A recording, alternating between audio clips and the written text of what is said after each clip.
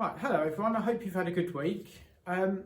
So in this week's newsletter we're covering some course management, controlling your emotions, strategies, and with that in mind, in a couple of weeks time we've got a really great workshop coming up with Carl Morris, and I would encourage as many of you to sign up to it as possible because you will really get a lot out of it. And to be frank, what else have we got to do at the moment? So yeah, send me an email, get involved with it, you'll really enjoy it.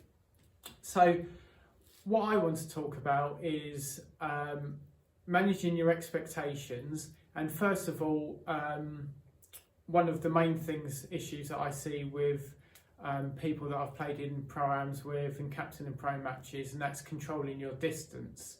So I see many people coming up short, and what I would say is take your distance that you've got. So imagine the flag's right in the middle of a green and you've got 150 yards to the flag, and maybe start thinking about the distance to the back of the green and start playing to that yardage. So what I mean by that is this is our 13th hole at Rochford 100.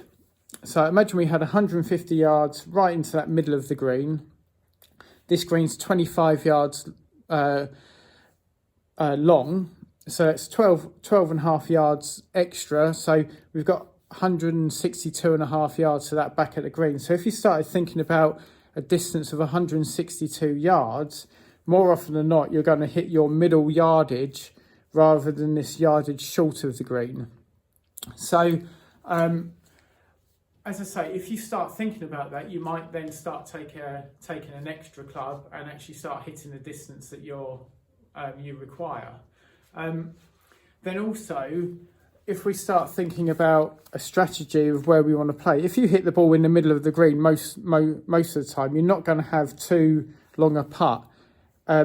If the flag was over on this left-hand side of the green here, and you're going at the flag and you're missing it in these areas here or in this area here, you're going to have a very difficult up and down. So if you then start thinking about a middle of the green target, yes, you might have a bit of a trickier putt on this particular hole, but at least you've got a better opportunity of two putting from there, rather than being in an area over here where you might have a harder up and down.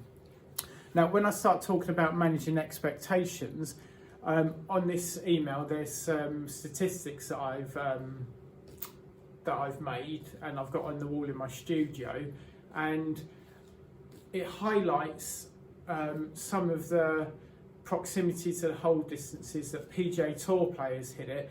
And for example, I'm looking at one now from 75 to 100 yards. The average on tour is 17.7 feet. So if you've hit a shot from 100 yards and you hit it to 20 foot, you're only 3 foot outside the average of one of the best players in the world. So managing that expectation that you don't have to hit every single shot as close as possible, maybe err to the side of caution and maybe try and get a two putt from longer distance might be a better strategy.